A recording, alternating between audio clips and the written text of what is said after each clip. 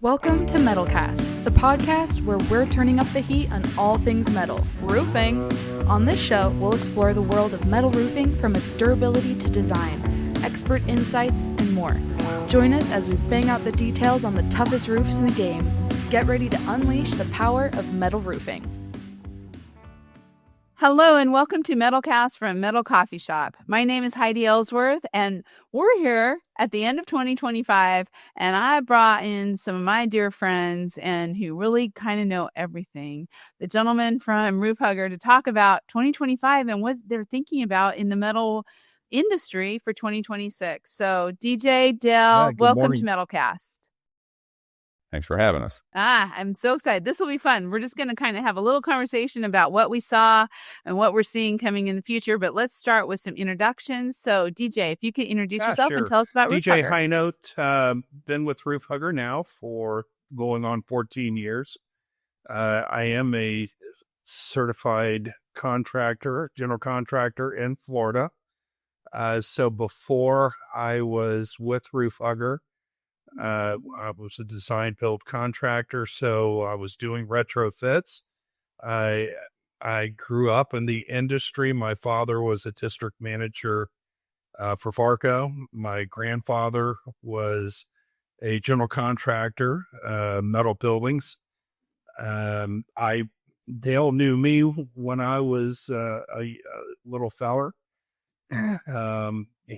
So it's kind of a family deal. So Dale called and asked if I was interested in joining the Roof Hugger family, and I was excited to come over. I started on April Fool's Day. I don't know what that means, but but I love it. I'm still here. That's a good thing. I love it. Dale. Well, I'm Dale Nelson. I'm one of the founding partners of Roof Hugger, and as DJ said, his grandfather and I started this business. It'll be 35 years ago in January. Wow. Congratulations. Been doing this a long time. It was Red had the original idea for a Nox Z.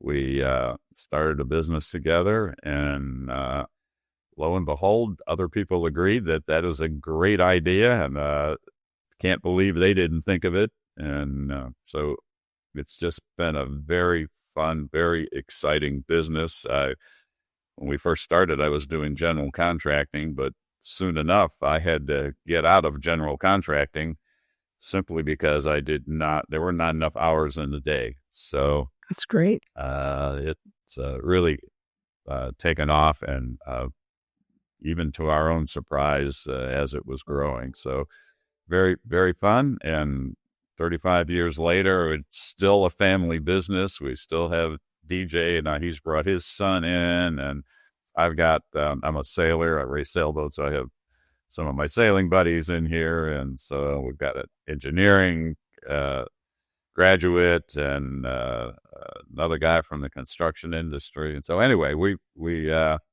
not a huge company, but we sure get a lot done, I'll tell you. So. Oh my gosh. And you have really changed the industry. I mean, with your invention and really being able to now retrofit, strengthen buildings, strengthen the purlins, really you changed the course of how metal roofs are retrofitted and metal buildings overall. So I'm really kind of interested, and maybe DJ will start with you, is just what you saw in 2025 when it comes to metal buildings, new construction, but also retrofit. What's the demand look like, Well, and what kind of year was it? I think it's been an interesting year. So I think what we saw here, especially here in Florida, we had the 2 hurricanes come through the year before.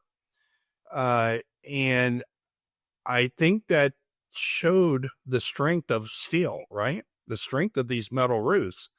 And so I think the industry as a whole said, you know what, we have a story to tell. Let's get out and tell it. And, here in the state of Florida, they're trying to mandate in certain areas that metal roofs are going to be, code due to the due to the strength. So, I think that was large for coastal areas. And then I also think that insurance as a whole looks at metal roof as a much stronger way to put these roofs together. And the metal buildings are now starting to look pretty cool instead of the old barns, like I think people thought of them. So you're starting to see metal and metal and metal, and the more metal buildings you have, the more retrofits you're going to end up with.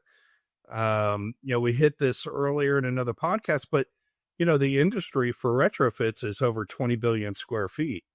So it's it's an industry that just keeps growing. Yeah, and they've been going along. Dale, what have you seen? Well, that 20 billion square feet DJ is talking about is buildings over 25 years old. So, that's market grows every year as time goes on. So this is going to be a continually expanding business that's getting more and more sophisticated with the new standing seam metal panels. There are even metal panels out now that can sustain winds in excess of 200 miles an hour. They're individually changeable. So there's all kinds of new innovation in metal panels. And we're right in the forefront of having systems that we can hold them down with and keep them attached to the building. So we're really deeply involved in that. I guess for this year, I guess interest rates were a little high toward the end of last year, coming into this year.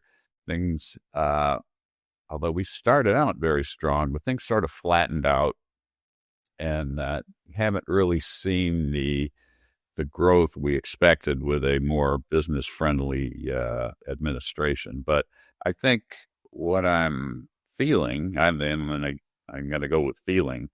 It feels like things are beginning to have some momentum toward growth. So as people feel positive, they're going to invest in their older buildings.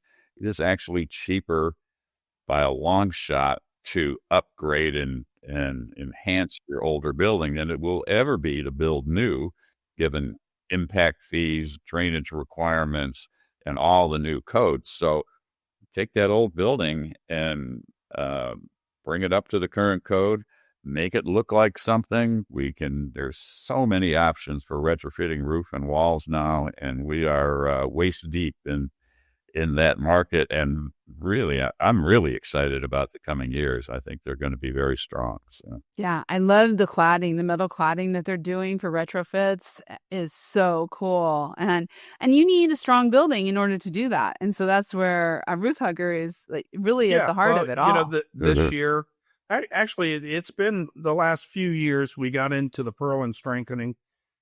This last year, I think we really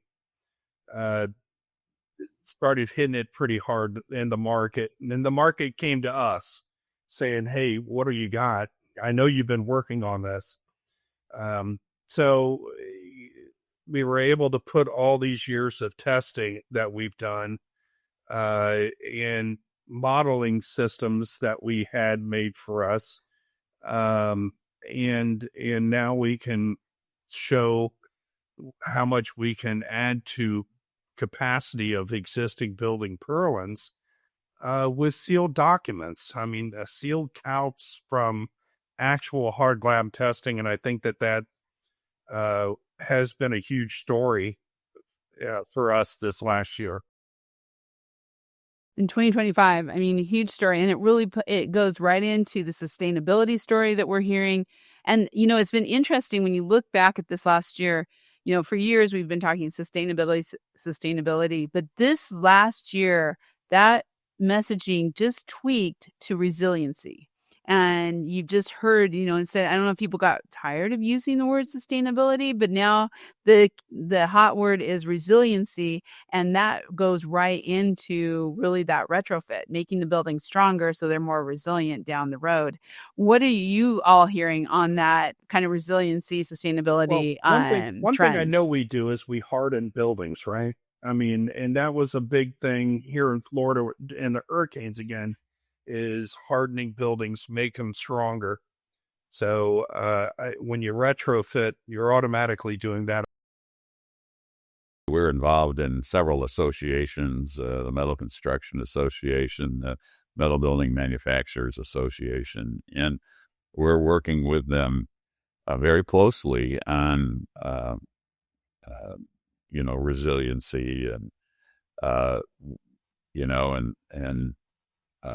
sustainability, both, just because we have the best story to tell, because we have the best product in metal roofing of all the products that are out there. So, shingles, if you have an old shingle roof in the residential area that we don't really work in, but, if you get 18 to 22 years out of your shingles, yahoo, but then metal panels are going to be double that. So not only are they stronger, but they're going to last twice as long. So what a great story for a homeowner, Yes, there's a little more investment up front, but you're going to get it back. And that roof isn't going to bug you but before you get your mortgage paid, So that's great. And in the commercial sector, same story. And on these bigger, larger areas, now we're giving them 50, 60, 70-year roofs capable of having photovoltaics added to them at any point going forward, 10, 15, 20 years down the road, and that roof will still outlast the photovoltaic panels. What a great story. So we're just touching on these things, and wind pressures are going up. The storms seem to be a little more intense these recent years. So, we can take that old 120 mile an hour building and bring it up to 170, 175 mile an hour or beyond if we need to with these systems. So what a great story to tell the building owner, going and then forward, with this retrofit, we're creating a cavity that allows for insulation. It just goes on and on and on. It's so true. And, when you talk about trends, I love, and you just started touching on it, is metal buildings are moving into residential, right? Through the barndominiums, people are realizing how quickly they can raise a metal building and have it dried in and be in, especially with such a need for housing. And so, at last year at MetalCon, we saw they built a barndominium in the middle of the show floor. Gorgeous. And a metal building. It was so cool. It was so cool. Yeah. And so I think those trends are only going to continue to grow as not just on the roofing, but on the metal building overall. And that strength is just key as we move forward with in fixing our old ones and building our new ones. That's why I touched on, the way the industry is starting to see metal buildings now. Not just the industry, but the customers as a whole. No longer are they, just this a barn out there, that you're storing equipment in. They're now steak restaurants. Yes. Yeah. Hotels. Some of these metal buildings, you wouldn't even be able to tell they had a frame in them. It's come a really long way. Yeah. I think it is so cool to watch the industry as they do it. And I really love, when I look back in 2025, what the metal industry has, like with all these associations, Dale, that you talked about, all of you, everybody is stepping up to tell that story and to really make it accessible. So 2026, I want to talk a little bit about what you see in the industry. And then I want to, end this up with a little bit of what you see for Roof Hugger. So what are some of the trends that you see continuing, or even new trends that are going to really kind of take some prominence in 2026? DJ, let's start with you. I think Dale kind of hit it as we were going through 2025. We kind of hit a flat spot, and I personally believe that we're going to start going back up. In all of these association meetings, we hear these guys come in and they give their talks on the future financials, and I think everybody sees it the same way. So I see the line going up again. I'm not sure it's going to shoot up as as steep as we've seen in the past, but I think we're all in a really good spot. Metal is by far the most sustainable, resilient. The story now is being told. It's getting out there. When you compare it to concrete and even timbers now, we have that story, and I don't think it was really being told because maybe it didn't need to, but now it really is. And I think architects and designers are hearing it. And for us in the retrofit, buildings aren't getting, they don't get newer. They once they're built, they get to a point that they're going to need to be retrofitted. So in the retrofit, again, Roof Hugger has the best story out there.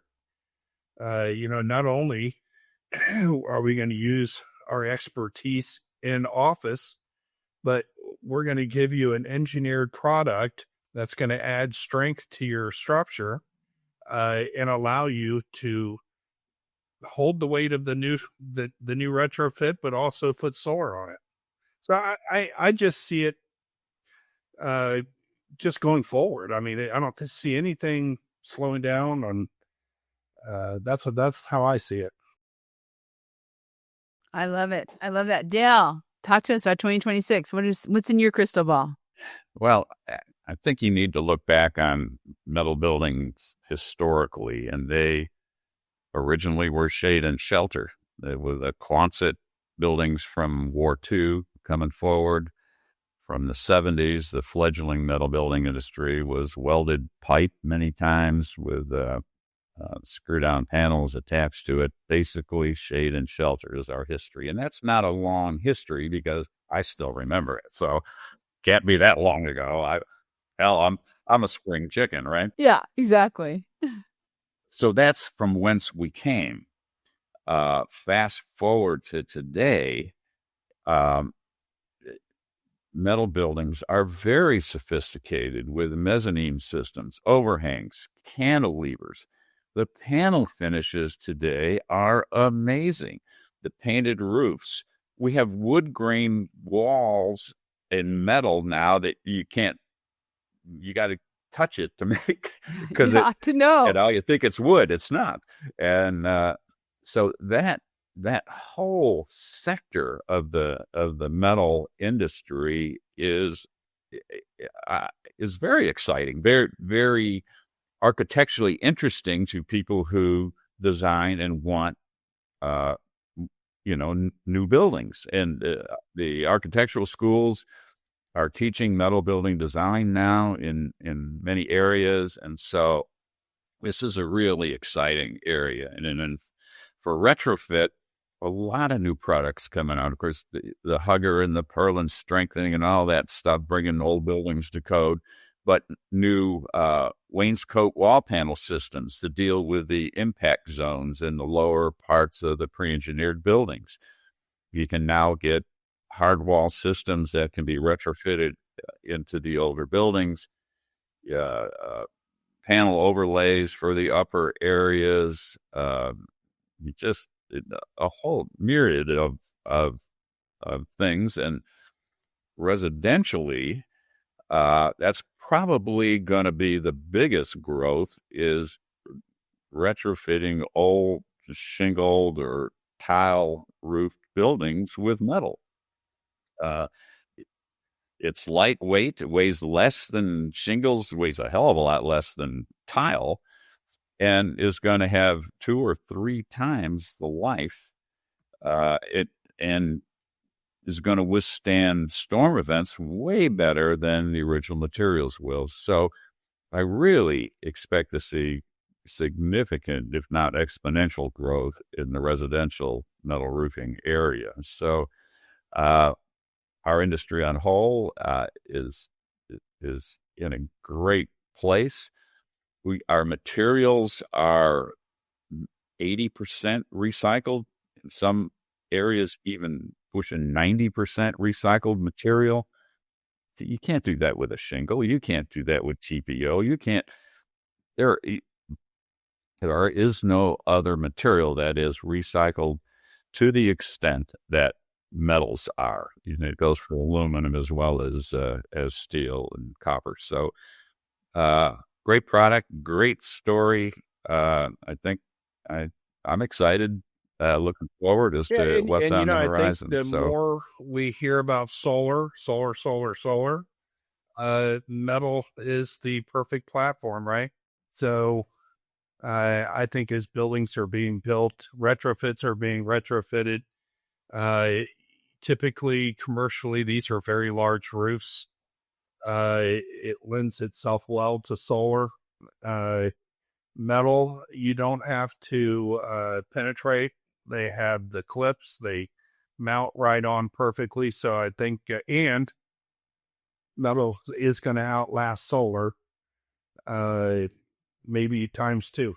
So you don't have to worry about the solar or the roof going bad and before the solar. So. Well, wow. I love it. I love this optimistic view of 2026. I agree with you. I've been seeing the exact same thing, sitting in the meetings, talking to the people, just seeing the interest in metal overall. And it makes me feel good to know that it's being led by gentlemen like you. Thank you both so much for your insights and your wisdom. Thanks for having us on. So much fun. Happy New Year. Happy 2026. And everyone out there, please be sure to check out the Roof Hugger directory on Metal Coffee Shop. Also, check out their website, which you can find in the directory because it's brand new with tons of great information. Be sure to check out all of our podcasts and subscribe and set those notifications so you don't miss a single episode. Gentlemen, again, thank you so much and Happy New Year. Heidi. And you, Heidi, and your team. Thank you. Happy New Year, everyone. We will see you in 2026. Have a great day.